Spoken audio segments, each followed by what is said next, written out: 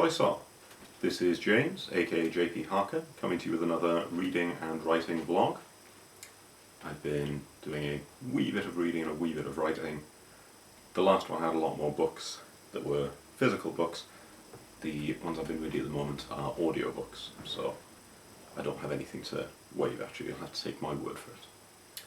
So, the first and only physical book I've been reading this week, or this 2 weeks, is Eleanor of Aquitaine by Alison Weir. I'm maybe a third of the way through it, and I tend to read a research book a month if I can. And it's interesting so far. I've always been interested in Henry II, and I grew up on the Lion in Winter film with Peter O'Toole and Katharine Hepburn.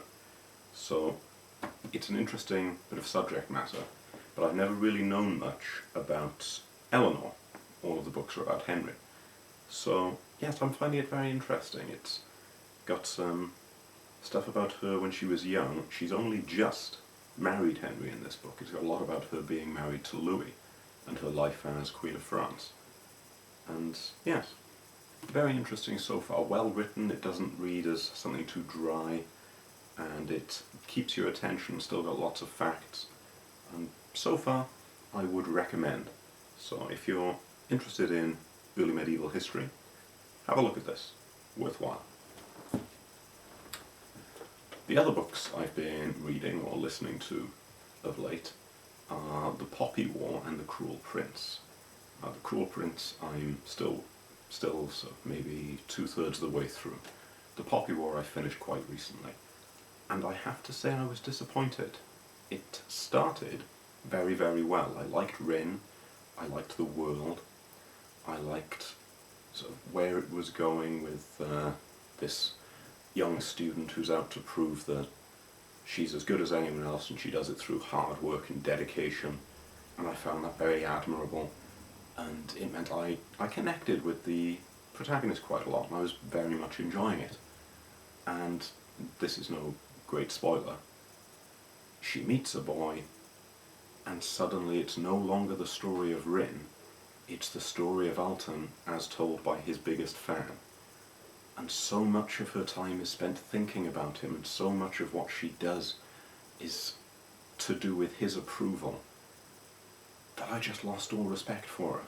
The character that I'd grown to like and respect just sort of petered away in the face of this character who I didn't particularly find likeable. And that didn't help. I mean, if he'd been a good character, I still would have been sort of annoyed that she'd given up on all of that just to think of herself only through his eyes. But the fact that he wasn't particularly likeable either just ruined the book for me. It wasn't without its merits. Had some good prose style, it had some good brutal moments, it had some good twists. I did enjoy how it looked at one point like we were going to go along a Dead Men of Dunharrow sort of path, and it just switched into something completely different. I enjoyed that. I enjoyed, as I mentioned in the last video, that they didn't go with her learning martial arts from a book. They had somebody come in, and it was very reminiscent of Jackie Chan film Drunken Master, so that was very good.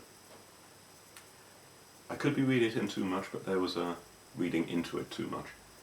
There was a little bit of anti-communist sentiment in there, I thought, so I thought that was woven in. Whatever your political views, it was done in a fairly subtle way. So it's not as if the book was without merit, but because I'd lost respect for the protagonist, I lost patience for the book, so I rated that one quite low, I'm afraid. The other book I'm on, which I'm still on at the moment, is The Cruel Prince, and that's almost the opposite, at least so far. It started off with something I didn't think I'd enjoy, because outside of Narnia, I'm not a huge fan of the children from our world are taken into the other world. I'd rather just have the other world. And I don't like first-person present tense writing. I'm really not a fan of it. So I thought I wouldn't be enjoying this. And despite that, and despite the romance being quite predictable, I am enjoying the plot. The plot is nicely complex and twisty-turny, to use a technical writing term. And yes, I'm enjoying that very much. I'm hoping it continues on in this vein. The world is very good. I like the way they're doing the world of fairy. But yes, it's the plot that's the main good thing about that book. So, fingers crossed, it will stay good. Right. Because I'm, slowly losing my mind, I do make notes here. So, that's the books I've read. Over. Now for the books I'm writing. Proud Fox, you'll be delighted to hear, is more or less finished. I only have the one beta reader waiting to come back to me. Once that's done, it'll just need the final edit, and we should be as good as finished. The problem we've got at the moment, of course, is due to the current situation. CreateSpace, or the artist formerly known as CreateSpace, which is now KDP, they're not shipping to the UK, so I can't get my proof copies, even though most stuff is ready. So hopefully the book will be out soon. I can't give any dates yet though, because I don't know when the proofs will become available to me. Keep watching this space though, it's well on its way.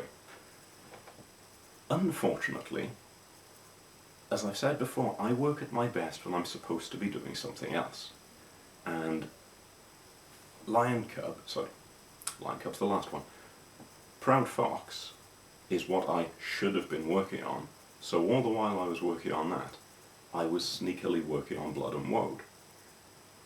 And it's almost as if the excitement for that has now gone, because I don't have the Proud Fox book that I have to be doing, so some of the romance in the relationship with Blood and Woad has kind of faded because it's no longer forbidden and I'm allowed to do it. And I'm thinking, yes, it's not as much fun as this other stuff. So Blood and Woad is 80% complete and being put on a back burner until I can rekindle my interest in it. In the meantime, I have the map there that you can't see. I'm planning out book 5 of the Caledon Saga and look at the logistics of that. Depending on how I feel after that, I may end up looking at Lancelot again, because I sort of left him, well, I left him in a terrible situation, but I left him about a third of the way into the book, and I'd quite like to get that one done, at least done to a first draft, so I can start looking back through it and tidying it up and tweaking things. So that is the plan for my writing at the moment, is Proud Fox is as good as done. Watch this space, it will be out soon, all you desperate fans to see the next part of the Caledon Saga.